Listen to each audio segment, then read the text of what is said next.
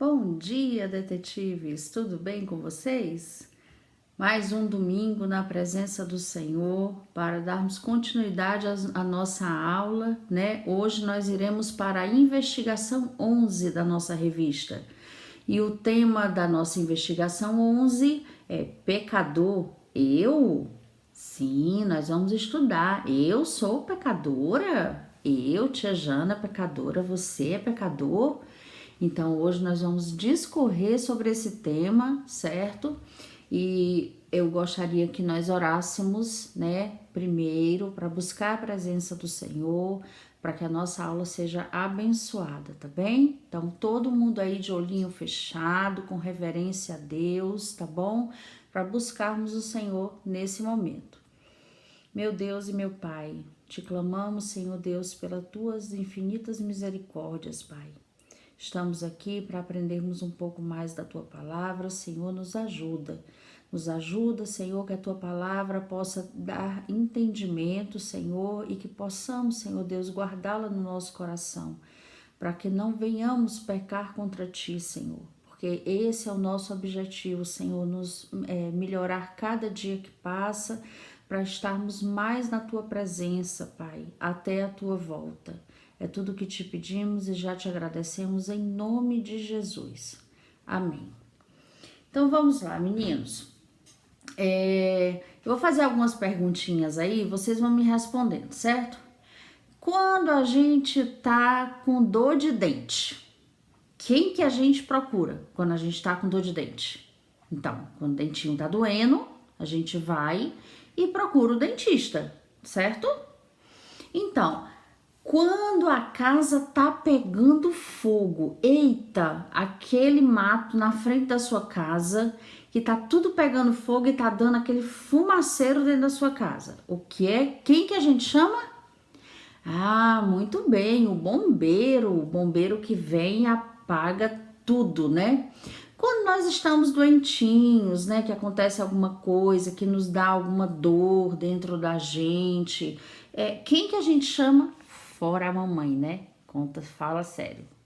Então, quem que a gente chama quem a gente procura quando a gente está doente? Ah, muito bem, a gente procura um médico. Ah, entendi. Agora eu vou perguntar uma pergunta para vocês. E quando a gente está com pecado, quem que a gente chama, né? Então, hoje nós vamos conversar sobre isso. Quem que a gente chama quando a gente está com pecado? Então, eu quero que vocês peguem a revista de vocês, certo? E lá no registro, lá no mistério da nossa revista, vocês vão escrever, vocês já estão sabendo que toda vida que vai começar a aula da tia Janaína, a gente tem que ter um lápis, uma borracha e a nossa revista e a nossa Bíblia, né? Então, todo mundo aí, eu tenho certeza que tá todo mundo aí já com as coisas em mãos. Então, vamos lá. Vocês vão escrever no mistério de hoje, na revista de vocês, a quem devo recorrer por causa do meu pecado. É uma pergunta, tá? A quem devo recorrer por causa do meu pecado, certo? E aí nós vamos conversar sobre algumas coisas hoje, tá? Será que eu ir para a igreja eu tiro o meu pecado? Vamos pensar, né? Será que eu indo para a igreja eu já vou tirar o meu pecado? Ou então eu leio a minha Bíblia, eu também tiro o meu pecado, né? Será que sim? Será que não? Ou será que quando eu me arrependo, eu fico triste porque eu pequei, o meu pecado vai embora? Então a gente vai conversar sobre algumas situações, né? Você sabia que tem muita gente que acredita que só em estar dentro de uma igreja tá salvo? Verdade, tem muita gente que pensa assim: ah, eu sou membro da IBAPA. Ah, isso aí já é minha carteirinha pro céu. Já me livra de todos os pecados, porque eu sou membro, tá lá meu nome tá lá naquela lista. Eu sou membro da IBAPA e isso vai me levar para o céu. Então vamos pensar, frequentar uma igreja, então, é sinônimo, né? É igual a não ter mais pecado? Então eu convido vocês a ler o livro de Mateus, capítulo 23, versículo 5. Vamos lá descobrir o nosso mistério? Então vamos lá, todo mundo com as Bíblias nas mãos, Mateus capítulo 5. Mateus é o primeiro livro do Novo Testamento. Vamos lá, Mateus capítulo 5, versículo... Mateus, tia Jana, não é capítulo 5, é capítulo 23. Capítulo 23, versículo 5. Vamos lá. Tudo o que fazem é para serem vistos pelos homens. Eles fazem seus filactérios bem largos e as franjas de suas vestes bem longas. Gostam do lugar de honra nos banquetes e dos assentos mais importantes nas sinagogas, de serem saudados nas praças e de serem chamados mestres. Então, eram os doutores da lei. Vocês sabiam que eles sempre queriam os melhores lugares, eles queriam estar lá na frente. Eles, quando iam orar, eles oravam alto, né? E aí foi se vendo, né? Jesus, ele falou que essas pessoas, elas na verdade, elas não estavam quebrantadas diante de Deus, né? Elas não estavam realmente buscando a Deus de todo o coração. Elas queriam ser tidas como sábios, como mestres, né? Então eles eram os doutores da lei. Eles entendiam das leis, da palavra de Deus. Sim, eles sabiam tudo decorado, sabia disso? Eles eram muito inteligentes, mas eles queriam sempre os melhores lugares. Eles queriam aparecer, eles queriam fazer as orações altas, né? Mostrar que estavam chorando, que estavam não sei o quê, mas eles esqueceram de um detalhe. Deus sonda o nosso coração. Vocês lembram quando a gente conversou umas aulas passadas que Deus, ele sabe o que passa dentro de nós. Antes que uma palavra saia da nossa boca, Deus já sabe, né? Deus já sabe o que nós vamos falar. E por que nós vamos falar? Porque Deus sabe a intenção do nosso coração. Deus sabe que se a nossa oração é uma oração repetitiva, de qualquer jeito, de mau agrado, né? Fazer a oração porque é obrigado. Deus sabe isso. E os doutores da lei, eles eram assim. Eles mostravam para o povo que eles tinham que ser respeitados porque eles sabiam da palavra de Deus, porque eles oravam alto. E aí, na palavra de Deus está escrito, certo? Que eles queriam ser chamados de mestres. Então, ó, os doutores da lei faziam determinadas coisas só para serem bem vistos pelo povo. Por exemplo, saudavam as pessoas na rua, né? Na sinagoga, sentavam-se nos melhores lugares, faziam orações longas e em voz alta. Pensavam que só eles tinham o direito de ir para o céu por causa das suas obras. Sabia que eles faziam isso para aparecer diante do povo como se eles fossem boas pessoas. E eles faziam boas obras. Então eles acreditavam que só eles iam para o céu. Já pensou? O resto do povo tudinho não podia ir para o céu, não. Só eles, que eram doutores da lei. Então, isso não é verdade, certo? Porque não importa se você, tá dentro da igreja, né? Você tá dentro da igreja, você é membro da igreja, você não falta um culto, mas se realmente você não tiver o coração quebrantado, né? Se você realmente não ter sede, fome da palavra de Deus, se você realmente não quiser aprender, não adianta. Tá dentro da igreja, certo? Porque Deus, ele é aquele que sonda os corações, certo? Então vamos passar para frente. Agora, lembra que a tia Jana, desde as nossas aulas na igreja, o que a tia Jana mais coloca para vocês, né, a importância de ler a Bíblia e de orar a Deus, certo? Orar ao Senhor. Essa é a principal lição que nós temos que ensinar, certo? Para vocês.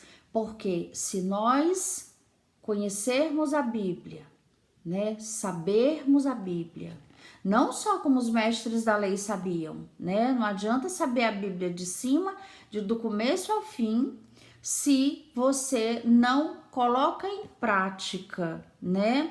Então, conhecer e não colocar em prática o que você aprende na Bíblia é a mesma coisa que você está pegando um livro de conto de fadas, um livro de história, um livro de ciências, qualquer coisa que você for ler, certo?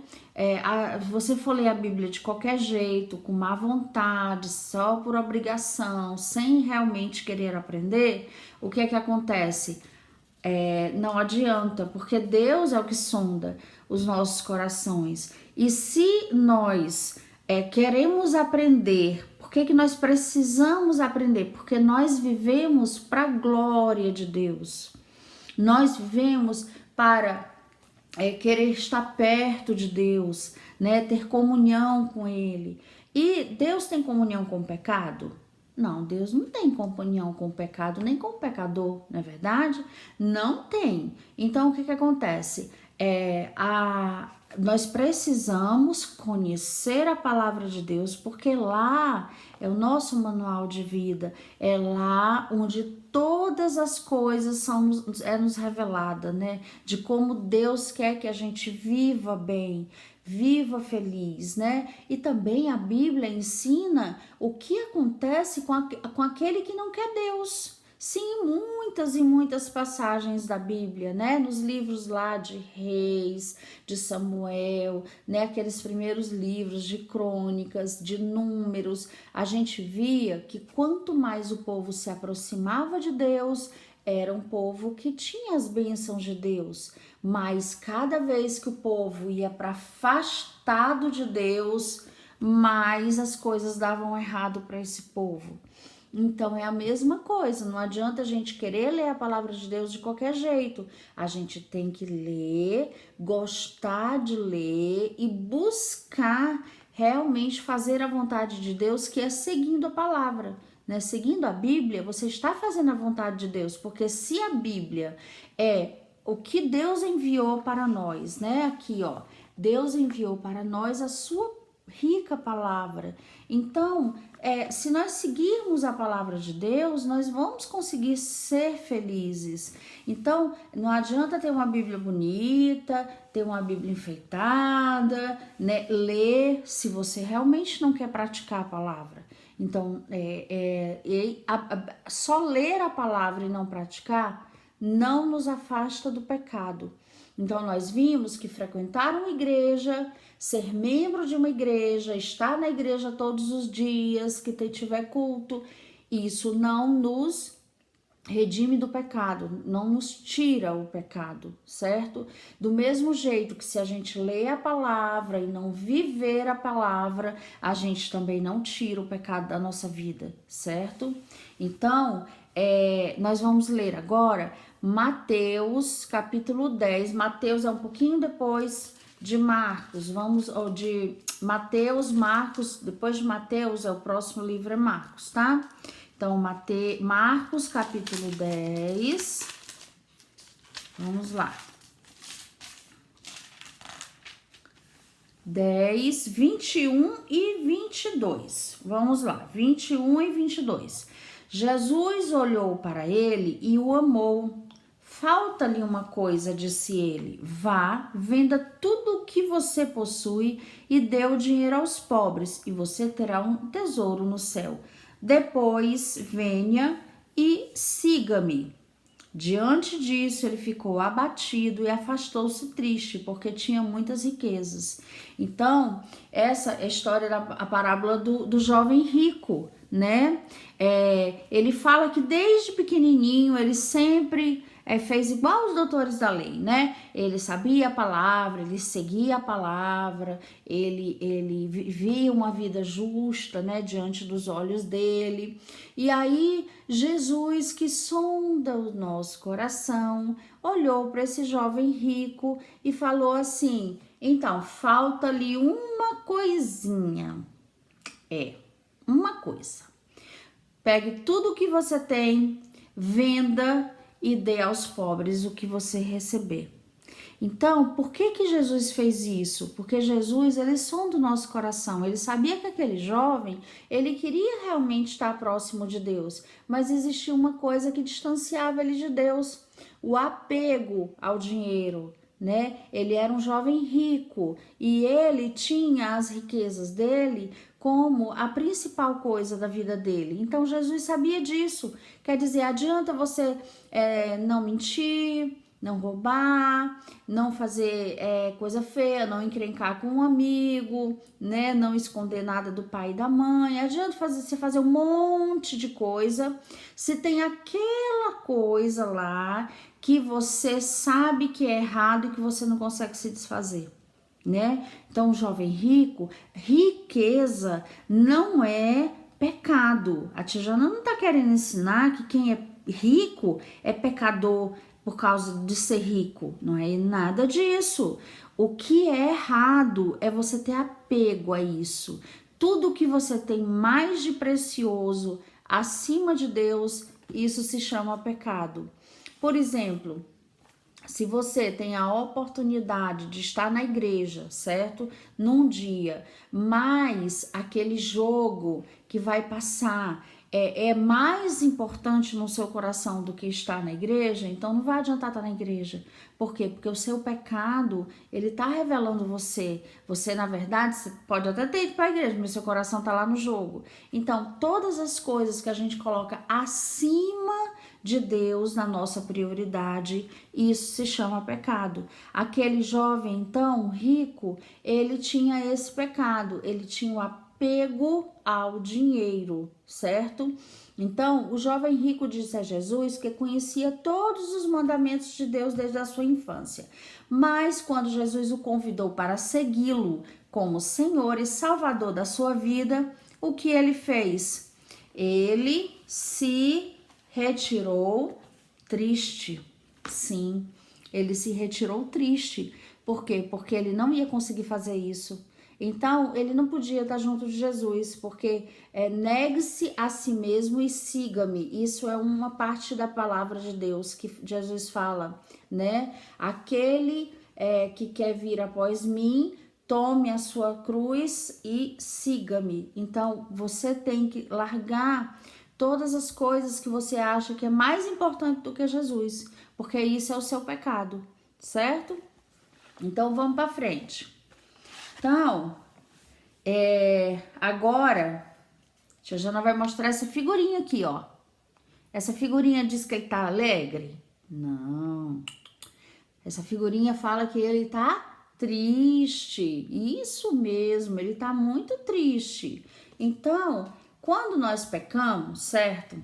Nós ficamos tristes, certo? A gente sabe que a gente fica triste. Quem tem o Espírito Santo de Deus, quem Deus habita dentro, né? Dentro da gente. Então, quando a gente peca, a gente se entristece e a gente se arrepende, né? Não queria estar desse jeito. Só que existe duas coisas diferentes. Existe você se arrepender e pedir perdão a Deus de todo o coração, e Deus sempre está pronto a perdoar. A tia Jana já ensinou isso para vocês nas aulas passadas, que pode ter certeza, se você fez, não importa um pecadinho ou um pecadão. Lembra que a gente conversou sobre isso, que para Deus não tem diferença, nem pecadinho nem pecadão, tudo é pecado. E tudo desagrada a Deus. Então, quando nós nos arrependemos de todo o coração, nosso coração se entristece e a gente se mostra arrependido diante de Deus e confessa o nosso pecado e pede perdão, Deus está pronto para nos perdoar. Só que remorso é a mesma coisa? ficar só triste é a mesma coisa de arrependimento? Não, não é não, sabia? Você pode, quando você se arrepende, você busca não fazer mais aquilo. Quando você se arrepende, você se entristece a tal ponto de realmente reconhecer que o que você fez foi errado. Muita gente faz o seguinte, peca, aí fica triste, e ele fica triste não é porque ele pecou, é porque aquele pecado trouxe consequências que deixou ele triste, entendeu? E não o pecado em si. E quando a gente se entristece pela consequência do pecado somente na nossa vida, aí isso não é arrependimento, isso é remorso, tá? Então, nós vamos ver agora outra passagem bíblica, tá? Que nos fala sobre a diferença de estar convencido do erro, arrependido do erro ou somente triste. Vamos lá, voltar novamente no livro de Mateus. Volta um pouquinho, agora vocês estavam em Marcos, agora a gente vai para Mateus novamente, certo? Mateus capítulo 27, do versículo 3 ao versículo 5. Olha lá. Fala sobre Judas, né? Judas foi aquele discípulo que traiu Jesus. Lembra disso? Né? Eram 12 discípulos. Um traiu Jesus, que era Judas Iscariotes, certo? Ele vendeu Jesus por 30 moedas de prata para dizer aonde Jesus estaria para que os soldados fossem pegá-lo, né? E aí a gente vai ver essa passagem que Judas ficou triste pelo que ele fez. Quando Judas, que o havia traído, viu que Jesus fora condenado, foi tomado de remorso e devolveu aos chefes dos sacerdotes e aos líderes religiosos as 30 moedas de prata. E disse, pequei, pois traí sangue inocente. E eles retrucaram, que nos importa? A responsabilidade, é sua.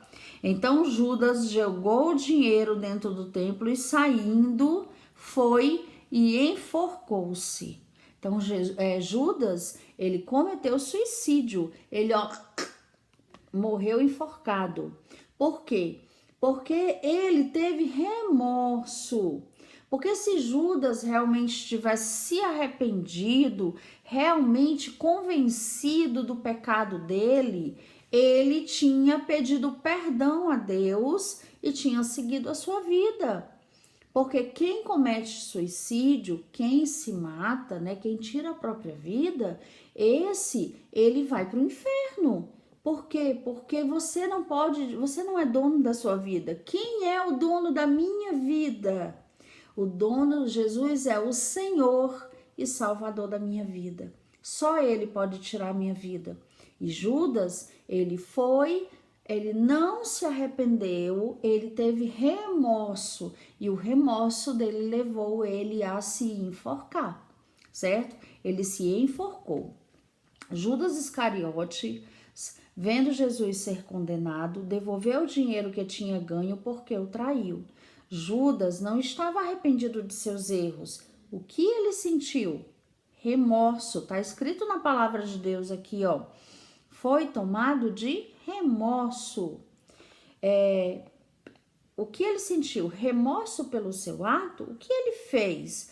Judas não pediu perdão pelos seus pecados e se enforcou, certo? Então aqui, a figurinha de novo. Adianta ficar triste só pelo pecado que cometemos ou pelas consequências que esse pecado nos traz? Não adianta, certo? O que nós temos que fazer é pedir perdão pelos nossos pecados realmente e fazer o quê? E nos reconciliarmos com Deus, né? Ficarmos pertinho dele. Então, não adianta ficar só triste. Tem que reconhecer que errou diante de Deus, tem que pedir perdão, dar nome para esse pecado. Ó Jesus, eu fiz isso. Tem que dizer o nome, eu fiz isso, me perdoa. Me perdoa e me ajuda a não pecar de novo, me ajuda a não fazer mais isso de novo, porque eu não quero te deixar triste. Essa é a verdadeira oração de arrependimento, certo? E Jesus, ele tá sempre pronto a nos perdoar, tá? Então, desde o início, né, a tia Jana tá falando qual é o mistério. A quem devo recorrer por causa do pecado? Se a gente tá com dor de dente, a gente recorre ao dentista. Se a gente está doente, a gente recorre ao médico. Se a casa está pegando fogo, ou o mato está pegando fogo, sei lá o que, a gente socorre quem? Ao bombeiro, certo? Então, a quem devo recorrer por causa do meu pecado? Então, vamos continuar, certo? Primeiro, a gente viu que só estar na igreja não adianta, certo? Para nos redimir dos nossos pecados. Só ler a Bíblia e não praticar a Bíblia também não nos redime do nosso pecado. Ficar triste porque pecamos também não tira os nossos pecados, se não houver arrependimento, certo? Então, vamos continuar, tá? Então, aqui, ó, eu convido todo mundo agora a ler Atos, livro de Atos. Vamos lá, é um pouquinho Mateus, Marcos, Lucas. Vamos lá caminhando. João e após João, Atos. Certo? Atos capítulo 16, do 27 ao 34. Vamos lá. O carcereiro acordou e, vendo abertas as portas da prisão, desembainhou sua espada para se matar, porque pensava que os presos tivessem fugido. Mas Paulo gritou: não faça isso, estamos todos aqui. O carcereiro pediu luz, entrou correndo e trêmulo, prostrou-se diante de Paulo e Silas. Então levou-os para fora e perguntou: senhores, que devo fazer para ser salvo? Eles responderam: creia no Senhor Jesus e serão salvos, você e os de sua casa. E pregaram a palavra de Deus a ele e a todos de sua casa. Naquela mesma hora da noite, o carcereiro lavou as feridas deles. Em seguida, ele e todos os seus foram batizados. Então os levou para sua casa, serviu-lhes uma refeição e com todos os de sua casa alegrou-se muito por haver crido em Deus. Então, essa passagem fala quando Paulo e Silas estavam presos, que houve aquele terremoto, todas as cadeias foram abertas, certo? As portas da cadeia foram abertas e eles foram libertos. E o carcereiro, achando que eles tinham fugido, ia se matar, porque se ele não se matasse, os outros iam matar ele, né? Porque ele era o responsável pelaquela prisão. Aí o que aconteceu? Ele pegou e Paulo e Silas falaram: não, estamos todos aqui. E como ele viu que houve uma coisa sobrenatural e que realmente era uma coisa de Deus, ele creu no Senhor Jesus, porque Paulo e Silas, enquanto eles estavam na prisão, eles cantavam, eles oravam, eles buscavam a Deus e pregavam a palavra de Deus para aqueles prisioneiros, para aqueles carcereiros, né, que eram os que tomavam conta do cárcere, ou seja, da prisão. Então, o que acontece? Ele tava com medo, porque se aquele povo tudo fugisse, os donos lá o dono da prisão ia fazer o quê? Ia achar que eles tinham fugido, ia matar o carcereiro. Então, antes que ele matasse, ele mesmo ia tirar a própria vida. Mas olha que coisa maravilhosa, aconteceu tudo isso para que uma família fosse salva. Deus é assim, maravilhoso, Deus de surpresa, né? Porque de onde que ia ter um terremoto e abrir tudo aquilo, meu Deus? Só de divino mesmo que aconteceu. Então, a gente tem que... O que foi que o carcereiro fez? Ele confessou os seus pecados, ele aceitou a Jesus como Senhor e Salvador da vida dele e ele foi salvo, ele abandonou o pecado dele, né? Então, Aqui está escrito: Paulo e seu amigo Silas estavam presos, mesmo assim cantavam e oravam a Deus. Aconteceu um terremoto mandado por Deus, todas as celas se abriram, porém nenhum dos presos fugiu. O carcereiro ficou assustado com aquela situação e perguntou: o que devo fazer para ser salvo? Ele estava pensando na situação em que se encontrava. Então Paulo pregou a palavra de Deus ao carcereiro e a todos da sua casa. Depois que entenderam sobre a verdadeira salvação no Senhor Jesus, eles foram batizados. Houve grande alegria por terem crido em Deus. Então, meninos, aqui ó, tia Jana pegou esse cartaz, certo? Vou botar aqui, ó, tá? Aqui em cima, ó. Homem e Deus. Há uma separação entre homem e Deus, tá vendo? É um abismo no meio, né? Onde há separação entre Deus e os homens, certo? Então vamos lá. Tá na igreja, faz a união de Deus e os homens. Olha aqui, ó. Não faz nada, né? Continuam uns pedaços aí, não dá para chegar. Só ter conhecimento sem praticar a palavra de Deus nos une a Deus, a Deus? Não, ó. Deus e os homens continuam separados. Só ficar triste pelo pecado, sem arrependimento real dos pecados, faz a união entre Deus e os homens novamente? Não. Então, eu apresento para vocês a verdadeira salvação, o que realmente nos une, certo? Que é a cruz. Olha aqui a cruz. Jesus morreu na cruz pelos nossos pecados. Se nós acreditamos nele, acreditamos que ele é filho de Deus e que ele nos uniu, que certo que ele morreu pelos nossos pecados para nos unir novamente com Deus, sim, essa é a verdadeira salvação. Então, o que fazer, né, quando nós temos pecado? Então, a resposta está em Jesus Cristo. Ele é que faz a união novamente entre homens e Deus, certo? Ó, a cruz do Calvário, certo? Que vai fazer a união novamente entre Deus e os homens, certo? Então, aqui a nossa resposta de hoje, ó.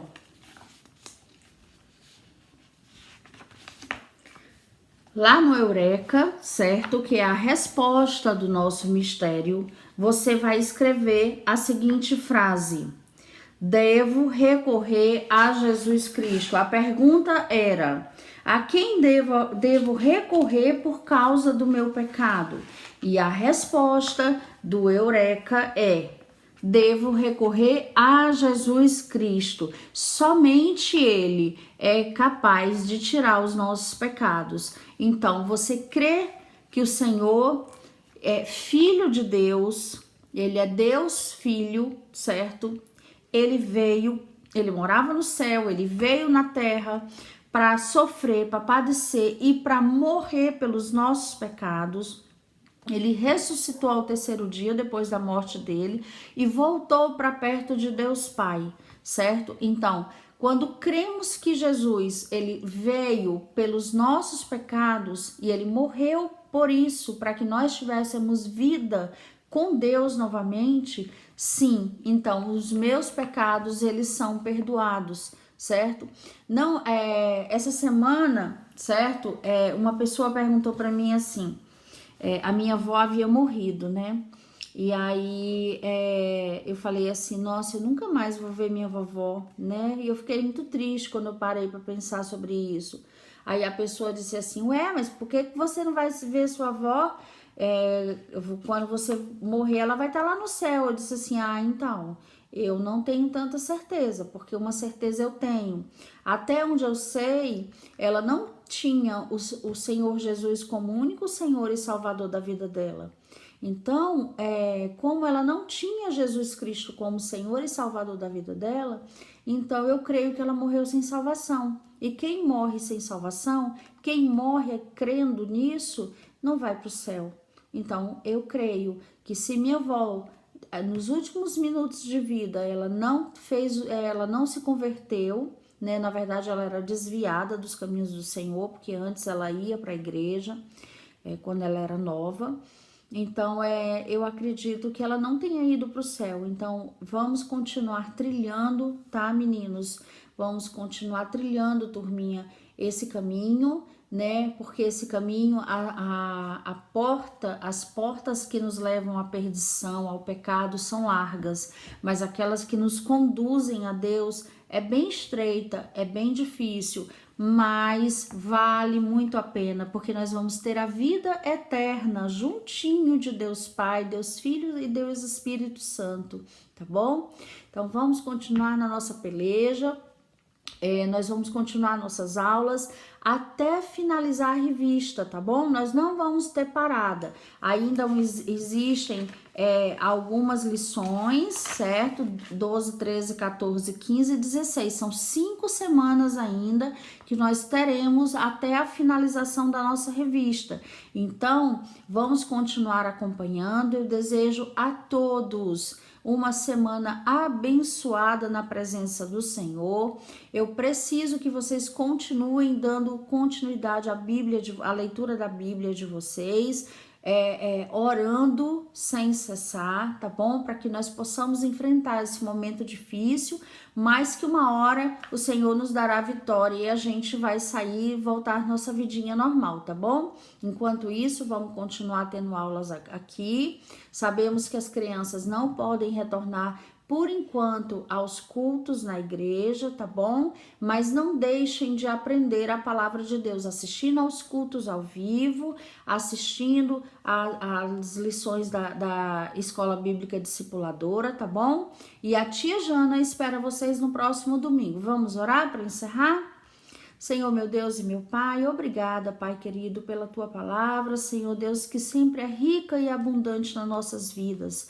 Abençoa, Senhor Deus, cada criança que assistiu essa aula, que essa palavra possa realmente criar raiz nos seus corações e dar fruto, Senhor Deus, para a Tua obra. Fica conosco, Senhor, nesse domingo abençoado e que seja uma semana abençoada na Tua presença, Pai.